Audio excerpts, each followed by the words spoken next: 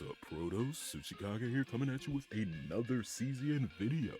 And today we will be going over the deck and unit showcase for the 5-star Void Hunter Renoa. So let's go ahead and hop into it. Now, just a quick disclaimer, boys. This build style is for those who don't have Nia or Cassius, or if you want to use those two individuals on another team for a DPS that can put them to more use. Now, as we all know, CZN is a game of strategies and playstyles, so if this one doesn't fit you or doesn't fit what you currently have on your account, feel free to look elsewhere. There will be a link to Pridewin below. I'm certain that there's other content creators out there that may have a playstyle that you do enjoy. So let's go ahead and hop into it by going over Renoa's base cards. Alrighty, so looking at Renoa's base cards, you can see that her starting cards will be Annihilation Shot, Black Veil, and Echo of Sorrow. While you are traversing through the Chaos Manifestations, the first three will be the ones that you're going to do your best to try to remove from your deck just to thin it down and be able to have more of a seamless transition when it comes to the generation and utilization of your bullet cards. We can quickly go over the ego skill here, which is going to be Blackthorn.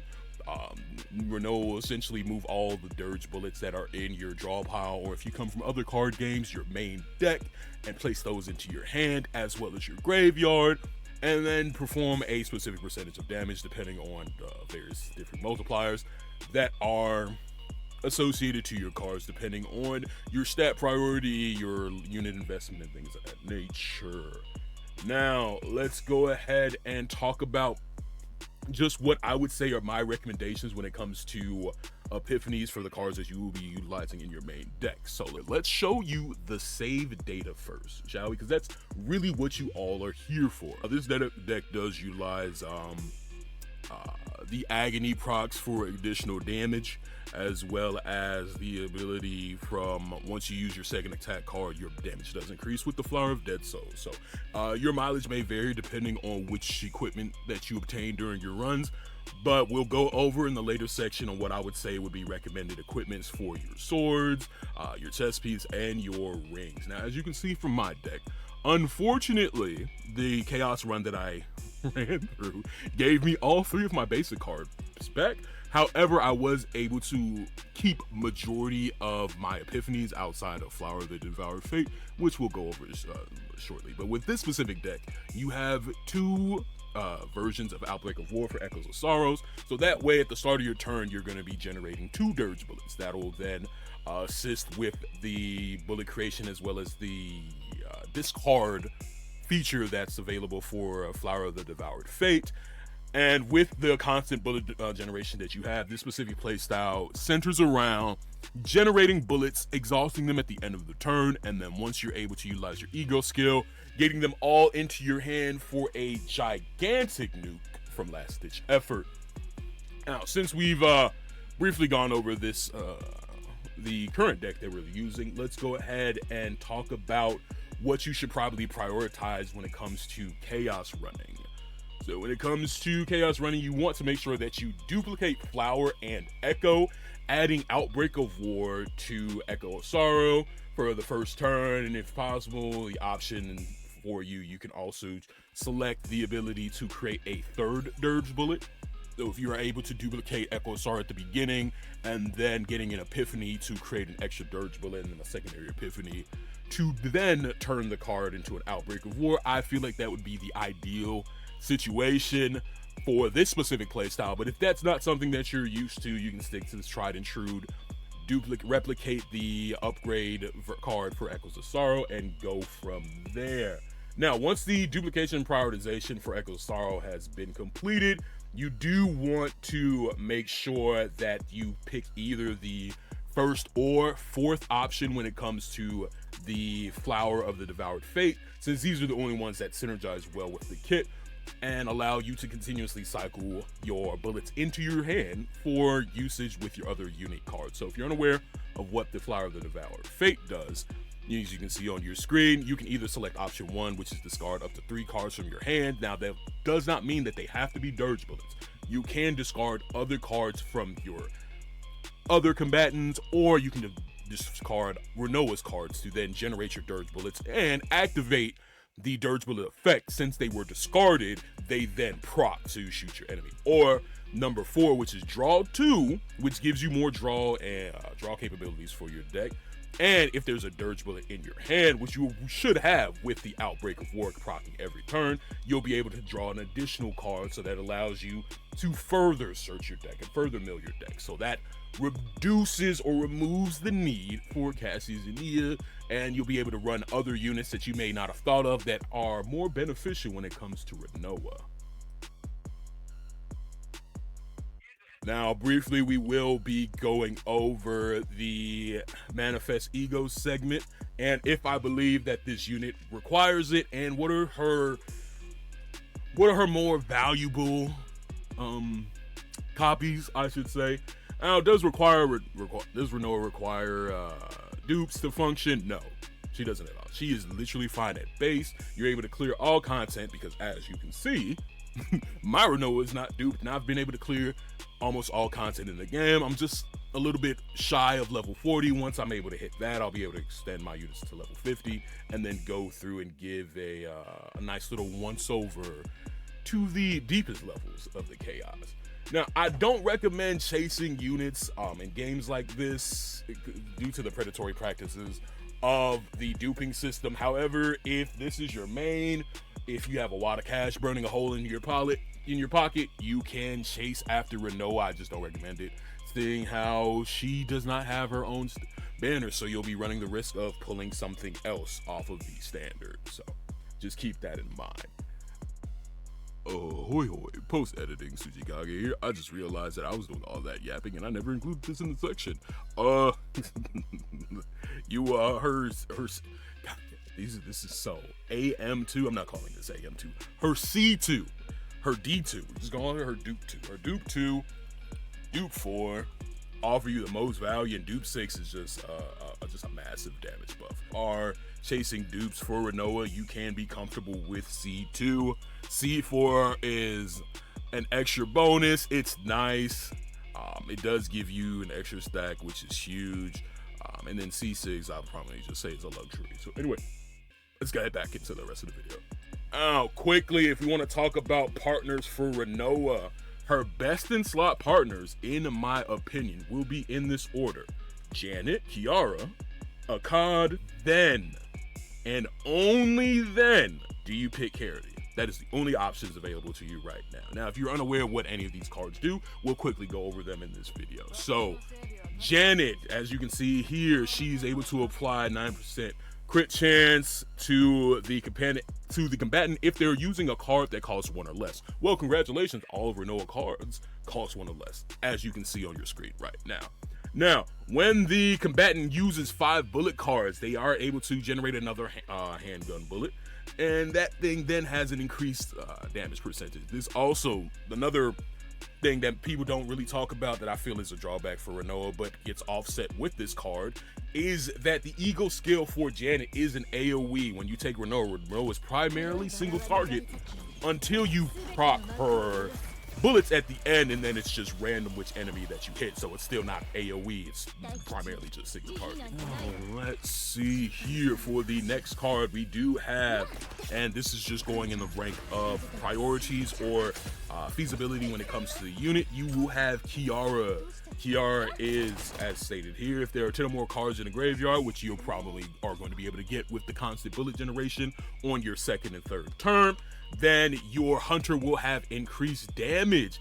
And anytime that your hunter discards a card, their attack cards then gain an extra 25% boost. Now, a lot of individuals have stated that Kiara is essentially Renoa's best in slot card, and I would say that they are absolutely correct. However, I do want to bring it to your attention that since this deck is primarily about generation and less about anything else but for generation, Kiara does lose value. Now, if you do play Renoa as your stereotypical CS with me and Cassius, then Kiara's value does skyrocket. Now, in my opinion, Kiara and Akkad are... I wouldn't say that they're on the same level when it comes to value, but when it comes to priority, you would want to go Janet and or Kiara a COD and then character. So if we want to go over a COD quickly, as you can see, this just his Hunter's effect gives all of your bullets an extra 10% damage, and if you land a critical hit, which more often than not you would with your Renoa, you'll be able to get an increase of bullet card damage for 1 turn. So at the end of your turn, once all of your bullet procs, they'll then have this extra 12% damage on it. Now, usually what you're going to want to do with a COD, since it's a different playstyle than the other two, is that you want to proc a COD's ego skill before you make any action. So that way, all of your cards have an extra critical chance proc, which will then offset what you have to deal with your current build loadout. Now, what we're going to do is we're going to utilize the screen just to go over briefly what I feel are Renoa's best combatant partners when it comes to pushing through chaos as well as other forms of content. Now, if you're seeing on your screen here, you may be scratching your head like, okay, why do you have Selena? See, here's the thing.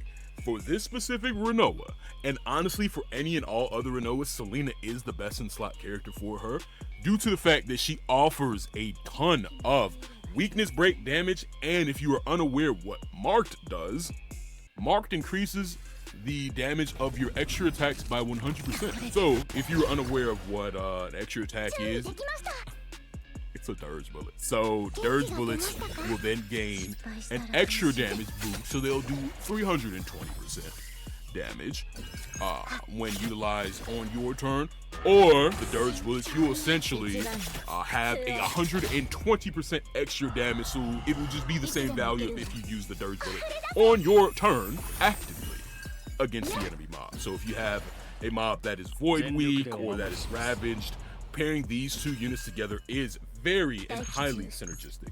Now, the second best in slot unit that you can utilize with a Renoa comp will be Ray. Now, it is debatable, depending on who you talk to, who is the better support, main support for Renoa. Some people will say that it is Ray for the simple fact that she has upgrade cards that prop basic cards. So in the event that you have the Epiphany for Strike of Darkness that then activates all basic cards in your hand, that can be beneficial, but primarily people are just utilizing her for the snack time to exhaust certain cards to then draw to gain hand advantage. And, you know, if you have useless cards in your hand like useless attacks, useless heals, you can cycle those out. But primarily it is Resonating Darkness. Now, this upgrade card will give all of your cards that cost 1 a 40% damage bonus. So if you saw all of those Dirge Bullets that had 220% damage, they would then turn into a 260% damage if you utilized it on your turn. So this is primarily if you want to be a more aggressive, I'm going to actively use my bullets playstyle. The final playstyle that you can utilize with this specific Renoa will be Maribel. Now, this is only if you want to turtle up and be pretty safe with the specific Maribel that I'm utilizing. That I would advise that you do as well is you want to make sure that they generate enough shields. They are able to debuff the enemy, so that way either they're dealing less damage to you or they're taking more damage from you, as well as the ability to counterattack. So that way, if you're running against specific mobs, you can start to burst them down, dealing some damage when it's not your turn, and just gain certain value from that. And if you're going against individuals that are passion weak, that Ravage is amazing. The last thing we're going to talk about quickly is the memory fragments, as well as the specific stats that you want to look for, and what I would say are the best equipment loadouts to go for when it comes to Renoa. First and foremost, for a high crit rate investment, Renoa, you can utilize Conqueror's Aspect as a force piece with a 2-piece of Blackwing or Corpse Curse if you are paired with Tressa and you have Crimson Blade, so that way you can get the increased damage against you to have Vigor. Now, my rationale behind Conqueror's Aspect is, since all of your cards are 1 cost, you can get significant crit damage value off of that, which could then help you skyrocket. Now, if you are going the play style of burning your bullets instead of manually and getting them to resolve, which I don't necessarily recommend, or if you want to run her with like the Daggerfall Tressa, if you don't know what Daggerfall Tressa is, link into Description will lead you to all of my current builds. Then you could utilize the Offering of the Void set with a two-piece mix of Blackwing. You can have Cursed Corpse or Executioner's Tool, which I feel that ET is the lowest power. Without further ado, let's get to the last section, which will be the equipment and loadouts that you can utilize for Renoa. I wanted to say that, in my opinion, her two best in slot weapons will be Second Method and Violet Butterfly's Whip. Now, in order to obtain Second Weapon, it is going to be a randomly acquired item from the shop within the Chaos Manifestation. In order to obtain Violet Butterfly's Whip, you will need to then perform actions within the Twin Stars Shadow. If you're unaware of what these things are, there will be videos showcasing how to access and obtain each of these weapons in a later video. Now, just for brevity's sake, let's go ahead and just go over some decent stat sticks that you can utilize and where you can use them. Primarily, the number one stat stick for her and most DPS will be Crimson Sword if you are pairing them with Tressa, or just primarily want to get a little bit of damages out. The other main weapon is, if you were just using Tressa as a queuing off point, would be the Esophagus of Madness. With this card, you deal 20% extra damage against targets with Agony. Well, that's it. That's my Tressa showcase. Hopefully you enjoyed it. The good, the bad, the ugly. If you enjoyed this video or found it informative, hopefully I've earned a subscription from you. If anything else, if you feel that I was off base or incorrect about something, feel free to sound off in the comments below. Hopefully I earned your subscription by the end of this. A lot of you guys aren't subscribed, and I am a newer creator. I am an official creator for the Smilegate Megacorp, specifically for Epic 7 and Smilegate, but it still would just help me grow more if you guys could just leave a like, leave a comment, share the video with all of your friends, anywhere that there are Renoa mains. Hopefully this can reach to them. So boys, signing off. If you want to catch me, I am live 2 days out of the week now that I have a job on twitch.tv/TsucchieKage. See you Protos, and good luck out there.